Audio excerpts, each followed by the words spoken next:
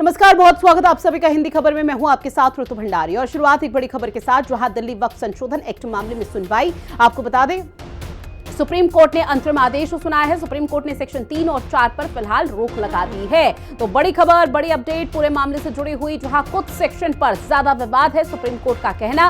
साथ ही supreme court ने कानून की कुछ धाराओं पर रोक लगाई है, जहां पूरे कानून पर स्टे करने का आधार नहीं है। तो वक्फ संशोधन को लेकर सुप्रीम कोर्ट में सुप्रीम सुनवाई हो रही थी और इस बीच आपको बता दें, दिल्ली वक्फ संशोधन एक्ट मामले पर सुप्रीम कोर्ट का बड़ा फैसला सामने आया है, जहां पर अंतरिम आदेश सुप्रीम कोर्ट की तरफ से सुनाया गया। फिलहाल सुप्रीम कोर्ट की तरफ से सेक्शन 3 और सेक्शन 4 पर रोक लगा दी गई है और ये वो दो सेक्शन हैं, वो दो धाराएं हैं जिसको लेकर लगातार विवाद खड़ा हो रहा था। सुप्रीम कोर्ट का कहना कि कुछ सेक्शन तो ऐसे भी हैं जिसमें ज्यादा विवाद है, इसलिए उन पर एक बार फिर से पुनर्विचार किया जाएगा। सुप्रीम कोर्ट ने कानून की कुछ धाराओं पर फिलहाल रोक लगा दी है। पूरे कानून पर स्टे करना आधार नहीं है, सुप्रीम कोर्ट का यह कहना है। तो बड़ी अपडेट लगातार आप तक साझा कर रहे हैं, जहां वक्फ कानून को लेकर एक बड़ा फैसला सामने आया है।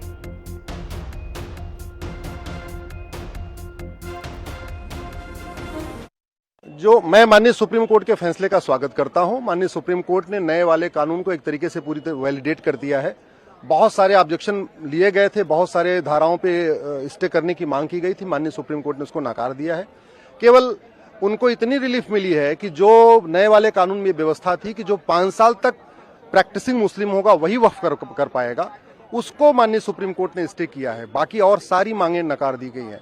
जहां तक बात ये थी कि ये डीएम के यहाँ सुनवाई होगी या ट्रिब्यूनल में, उस पर भी स्पष्ट कर दिया है कि जो मामले ट्रिब्यूनल में चल रहे हैं उसकी ट्रिब्यूनल में ही सुनवाई होती रहेगी, लेकिन जो नया आएगा विषय वो डीएम के सामने जा सकता है, या वो आदमी कोई ट्रिब्यूनल में ले जाना चाहे तो ट्रिब्यूनल में भी, उसमें कोई अभी तक रोक नहीं लगाई है। तो इस फैसले का मैं स्वागत करता हूं। मैं आशा करता हूं कि माननीय सुप्रीम कोर्ट जल्दी से इसकी फाइनल हियरिंग कर देगा और इसका फाइनल डिसीजन भी जल्दी आ जाएगा। देखिए, बहुत सीधी सी बात है, वक्फ का मामला इतने दिन से है और लगभग 40 लाख एकड़ जमीन पे, देश भर में 40 लाख एकड़ जमीन पे वक्फ बोर्ड ने कब्जा अपना दावा ठोक रखा है। ये कोई छोटी मोटी जमीन नहीं है, 2 एकड़ 4 एकड़ की मामला नहीं है, 40 लाख एकड़ का मामला है। तो इसके ऊपर पूरे देश में कानून होना चाहिए और जो नया कानून आया है मैं उसका समर्थन करता हूं, इसीलिए मैंने पीआईएल फाइल किया था। नया वाला कानून पूरी तरीके से इम्प्लीमेंट हो चुका है, उस पे माननीय सुप्रीम कोर्ट ने रोक लगाने से मना कर दिया है। इसलिए अब जो नए डिस्प्यूट होंगे वो नए वाले कानून के अंतर्गत जाएंगे। केवल एक मामले पर रोक लगाई है कि 5 साल की वक्फ वही कर पाएगा कि जो 5 साल प्रैक्टिस होगा, उस वाली धारा पर रोक लगा दी है। The Supreme Court has first found that there is a prima facie case for stay on certain provisions. They have not stayed all the provisions, the complete act, but certain provisions have been stayed, like the provision that said that you have to be a Muslim for 5 years have been stayed because there is no mechanism to determine whether the same can happen or not, to determine whether someone has been a Muslim for 5 years or not. Apart from that, the provision 23C, the court has said that until unless there is a mechanism devised, no third party interest can be created. Nothing can be, the people cannot be dispossessed of their waqf properties. As far as non-Muslim members are concerned, the court has said that in the waqf board it cannot be more than 3 and not more than 4 in the section 9. And on the registration, the court has apparently extended the time limit but has not stayed the provision. So on that, it has been said that the executive cannot take the role of the judiciary and have in a way state the provision until a proper mechanism is devised, and that is why I said no one can be dispossessed of their waqf property in this matter. The 3 in not more than 3 in the waqf board can be non-Muslim members.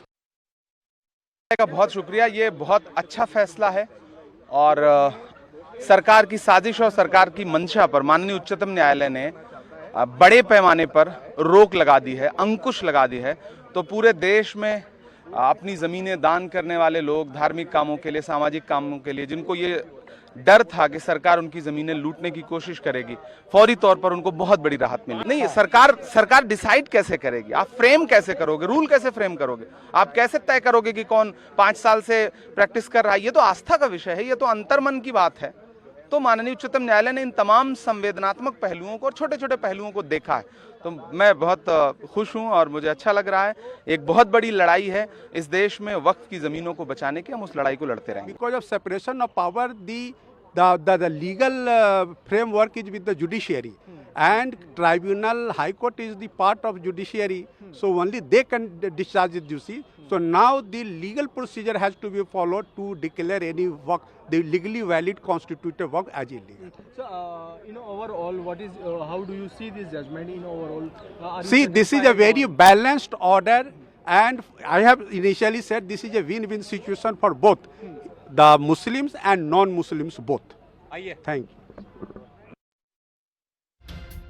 देखिए, कानून लागू रहेगा, लेकिन कुछ प्रावधान ऐसे हैं जिस पर आपत्ति लगातार दर्ज कराई जा रही थी। कानून पर फैसला, पूरे कानून पर स्टे नहीं लगाया। सुप्रीम कोर्ट की तरफ से ये बहुत बड़ा फैसला सुनाया गया है जिसका पूरे देश भर को इंतजार था। हालांकि ये नहीं कहा जा सकता कि सरकार को इसमें बड़ा झटका लगा है या फिर मुस्लिम समुदाय के लिए राहत भरी खबर है, क्योंकि सुप्रीम कोर्ट की तरफ से जो फैसला, जो आदेश सुनाया गया है, अंतरिम आदेश, ये न्यूट्रल है। यानी कि सुप्रीम कोर्ट की तरफ से जो फैसला सुनाया गया वो सरकार को ना तो झटका दे रहा है, ऐसे में कानून लागू ही रहेगा। लेकिन जो मुस्लिम समुदाय राहत भरी सांस लेने की कोशिश कर रहे थे उनके लिए भी ये राहत लेकर आया है।